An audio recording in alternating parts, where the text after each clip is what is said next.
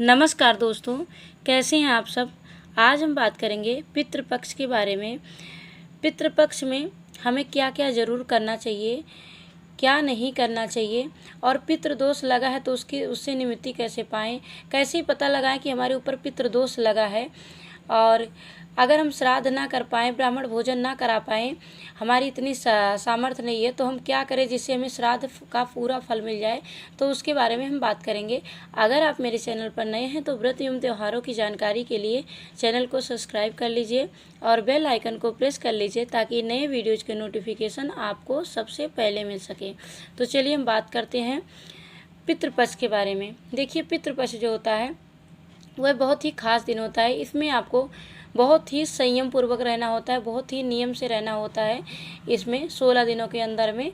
और क्या क्या करना चाहिए, क्या नहीं करना चाहिए, कैसे पितरों से हम निवृत्ति पाएँ, और अगर दोष हैं तो कैसे उससे निवृत्ति पाएँ, क्या क्या लक्षण होते हैं जो हमारे ऊपर पितृदोष होते हैं, क्या क्या इन दिनों में हमें नहीं करना चाहिए, तो इन सब बारे में हम बात करेंगे। तो चलिए जानते हैं सबसे पहले पितृपक्ष के बारे में।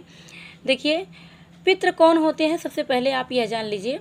पितृ जो होते हैं, जो भी आपके जैसे पूर्वज मर जाएं, दादा परदादा, दादी दादा, नाना नानी, चाचा ताऊ, कोई भी मर जाएं, तो उनका जब विधिवत संस्कार नहीं होता है, विधिवत संस्कार ना हो, और या फिर कोई गलती हो जाए, भूल हो जाए, तो वो प्रेत योनि में घूमते रहते हैं और अपने वंश वालों को, जो उनके वंश के होते हैं, उनको बार बार परेशान करते रहते हैं और शादी विवाह में रोक लगाते रहते हैं, क्योंकि परेशान करेंगे तो पूर्वज हमारे जो भी होते हैं उनका विधि विधान से अगर संस्कार नहीं हुआ है तो वह पितर होते हैं। और पितर हमारे मतलब अगर हम पितर को हम तृप्त नहीं किए हैं और तर्पण नहीं दे रहे हैं, श्राद्ध नहीं कर रहे हैं, ये सब चीज़ें नहीं कर रहे हैं, तो हमें परेशान ही करेंगे। तो कैसे हमको पता चले कि हमारे ऊपर पितर दोष है। देखिए, जो पितृपक्ष होता है इसमें कोई भी आप सत्कर्म करते हैं तो उसका 1000 गुना फल प्राप्त होता है, उसे कई बढ़ के प्राप्त होता है, बहुत ज़्यादा प्राप्त होता है जो भी आप सत्कर्म करते हैं। अगर आप अपने जीवन में शांति चाहते हैं, अपने जीवन को सुखी रखना चाहते हैं, तो आपको पितृपक्ष में पितरों के निमित्त जरूर जीना चाहिए। पितरों के निमित्त जीना मतलब होता है कि जो पितर की ही मतलब वो होती है, हिस्सा होती है, वो जरूर देना चाहिए। जैसे तर्पण देना, दीप दान करना, उनके लिए भोजन निकालना, और ब्राह्मण को भोजन कराना, वस्त्र दान करना, अन्न दान करना, द्रव्य दान करना, और कुछ नहीं हो पा रहा है तो घी का दीपक पीपल के वृक्ष के नीचे जलाना। यह सब अगर आप करते हैं तो आपके जीवन में पितृदोष नहीं रहेंगे, पितृदोष नहीं रहेंगे और आपको कोई भी परेशानी नहीं होगी। अब सबसे पहले जान लीजिए हमारे ऊपर पितृदोष है तो कैसे पता चलेगा कि हमारे ऊपर पितृदोष लगा है और कैसे पता करें। तो सबसे पहले उसके बारे में जानते हैं। पितृ जो हमारे दादा होते हैं, परदादा, नानी नाना, चाचा ताऊ, जो भी मर जाते हैं, अगर संस्कार नहीं हुआ है ठीक से, कोई भी भूल हुई है, तो वह प्रेत योनि में घूमते रहते हैं और वह अपने वंशज को बार बार परेशान करते हैं। तो सबसे पहले कैसे पता लगाएं कि हमारे ऊपर पितृदोष है। शादी विवाह में रोक हो जाएगा, शादी विवाह होते होते वह टल जाएगा। कहीं सत्कर्म हो रहा है तो उस पर भी रोक लग जाता है, होने वाला काम नहीं होता है, बिगड़ जाता है। कहीं आपके घर में कोई भी मंगल काम होने वाला है तो अमंगल हो जाता है। तो अगर ऐसा आपके साथ होता है तो आप यह मान लीजिए हमारे ऊपर पितृदोष लगा है। मंगल कार्य होने वाला है, अमंगल हो जाता है। शादी विवाह में बनते बनते बिगड़ जाता है, नहीं हो पाता है, तब भी आपके ऊपर पितृदोष है। आपके आगे आप मतलब आगे नहीं बढ़ पाएंगे, जितने में है उतने में रह जाएंगे, आगे नहीं बढ़ पाएंगे, तब भी आपके ऊपर पितृदोष है। क्योंकि जब पितृदोष होता है तो आगे नहीं बढ़ पाते हैं। पितृदोष लगने का सबसे बड़ा कारण होता है कि मंगल कार्य जो भी मंगलिक कार्य आप करते हैं तो उसमें रुकावट आएगी, रुकावट आती है। तो इसे भी आपको पता चलेगा कि हमारे ऊपर पितृदोष है। और पितृदोष के कारण आपके घर में निरंतर कलेश बनी रहेगी, हमेशा आपके घर में झगड़ा, लड़ाई, कलह, ये सब होता रहेगा। अगर पितृदोष है तो आपके घर में निरंतर लड़ाई, झगड़ा, कलह, यह सब हो रही है, तब भी आपके घर में पितृदोष है, या मान लीजिए।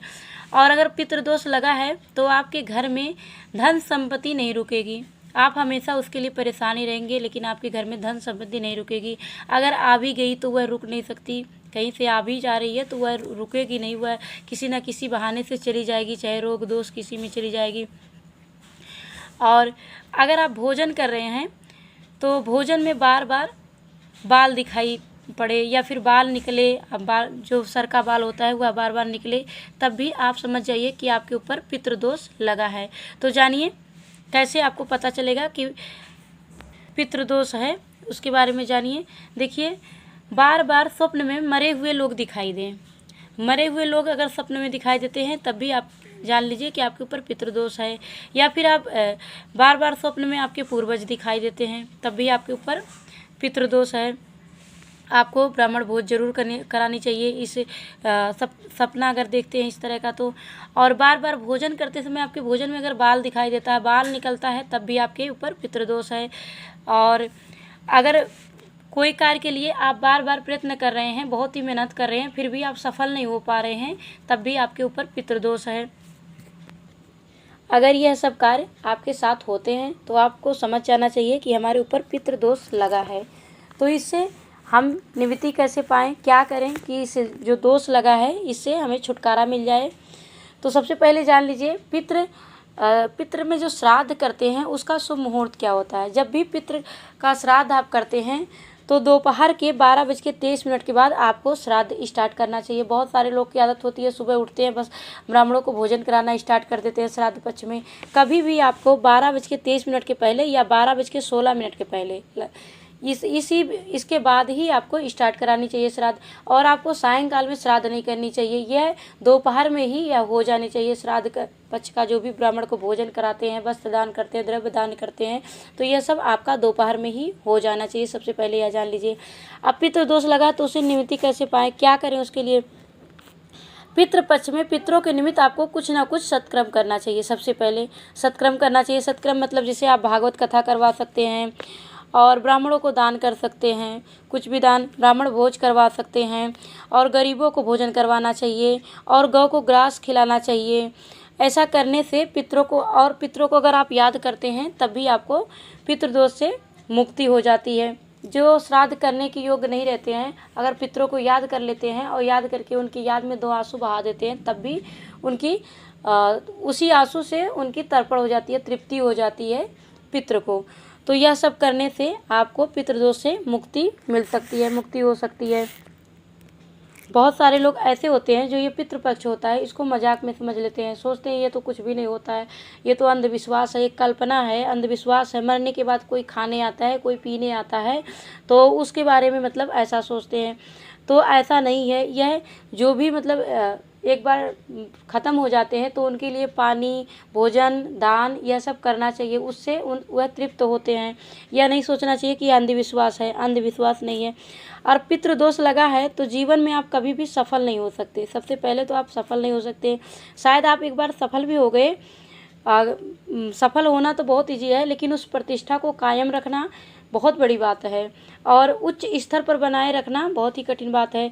तो अगर आपको पितृदोष लगा है तो किसी तरह से आप अगर सफल भी हो गए तो आप फिर नीचे हो जाएंगे। तो इसलिए आपको पितृदोष से बचना चाहिए। इसलिए आपको पितरों के निमित्त पूजा जरूर करना चाहिए, पितरों के निमित्त पूजा जरूर करना चाहिए। अगर आपको याद नहीं है कि हमको श्राद्ध जो हमारे पितर हैं किस दिन मतलब ख़त्म हुए हैं, तो हम श्राद्ध किस दिन करें, कैसे करें, तो आपको अमावस्या तिथि आती है, अमावस्या के दिन आपको श्राद्ध करनी चाहिए, ब्राह्मणों को भोज कराना चाहिए और उसी दिन आपको सत्कर्म कराना चाहिए। सत्कर्म मतलब जैसे आप भागवत पाठ करवा सकते हैं, सुंदरकांड पाठ करवा सकते हैं। अगर आपकी सामर्थ्य नहीं है भागवत कराने की तो आप सुंदरकांड जो पाठ होता है वह करवा सकते हैं। उसके भी सामर्थ्य आप नहीं है तो सत्यनारायण की कथा ही सुन लीजिए, उस दिन सत्यनारायण की कथा सुन लेनी चाहिए। अगर उसके भी सामर्थ्य नहीं है तो आप घर पर ही बैठकर पूरे परिवार सहित आपको भगवान के नाम का कीर्तन करना चाहिए। अगर यह भी आपके सामर्थ्य नहीं है, आप बहुत ही ज़्यादा गरीब हैं, आप ब्राह्मणों को भोजन नहीं करा सकते हैं, तो आपको ब्राह्मणों के निमित्त सोच के, श्राद्ध सोच के आपको गाय के लिए घास लाना चाहिए और गाय को खिलाना चाहिए। अगर आपकी बिल्कुल सामर्थ्य नहीं है तो भी आपके जो पितृ हैं वह तृप्ति पाते हैं। और अगर आप यह भी नहीं कर सकते हैं तो जो 15 दिन होते हैं पितरों का, ये 16 दिनों का दिन होता है पितृपक्ष, तो 15 दिनों में आप किसी भी दिन अगर डेली कर सकते हैं तो ठीक है, नहीं कर सकते तो किसी भी दिन आप दक्षिण दिशा में, क्योंकि जो पितृ का दिशा होता है वह दक्षिण दिशा होता है, तो दक्षिण दिशा में आप 3 दीपक 15 दिनों तक 3 दीपक घी का जला दें, और जलाने के बाद पितरों से कहें कि जो भी हमसे त्रुटि हुई है और क्षमा करो, और उसके बाद में 2 आंसू बहा दें, तो उससे भी आपके जो पितर हैं वो तृप्त हो जाते हैं।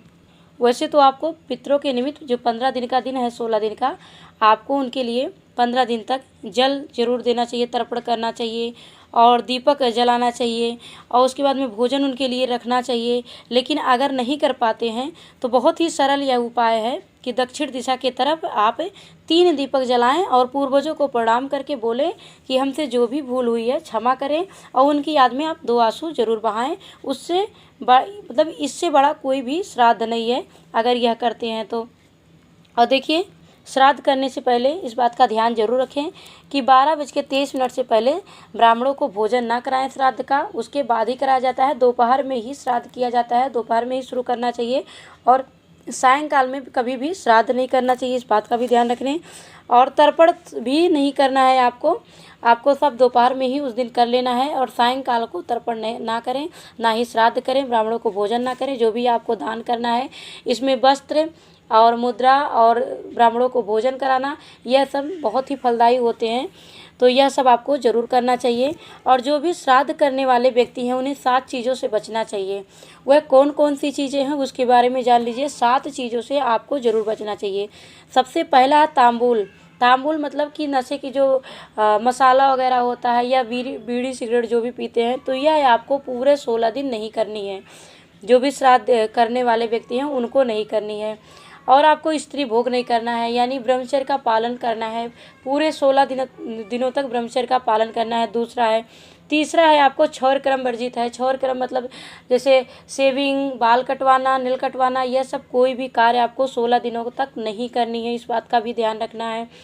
और चौथा है मांस वंद्रा का सेवन नहीं करना, शराब नहीं पीना है। यह सब अगर आप लोग खाते हैं तो उसकी गंध से पितृ बहुत ही रुष्ट होते हैं, क्योंकि उनको जो आप खाते हैं उनको वही मिलता है, और उससे आपके पितृ बहुत विचलित होते हैं और बहुत ही रुष्ट होते हैं। तो यह सब मांस वंद्रा भूल से भी आप सेवन ना करें। और 5वां है कि तर्पण हमें दिन में ही करनी है, कभी भी एकदम सुबह या शाम को नहीं करनी है। और 6ठा है केले के पत्ते पर कभी भी पिंड दान नहीं करना चाहिए। केले का पत्ता हो सके तो पूरे 16 दिन तक आप किसी भी काम में यूज ना करें, और ना ही पिंड दान करें। और हमारा जो 7वां है, जो भी श्राद्ध करने वाले हैं उनको 16 दिनों तक शरीर पर तेल नहीं लगाना चाहिए।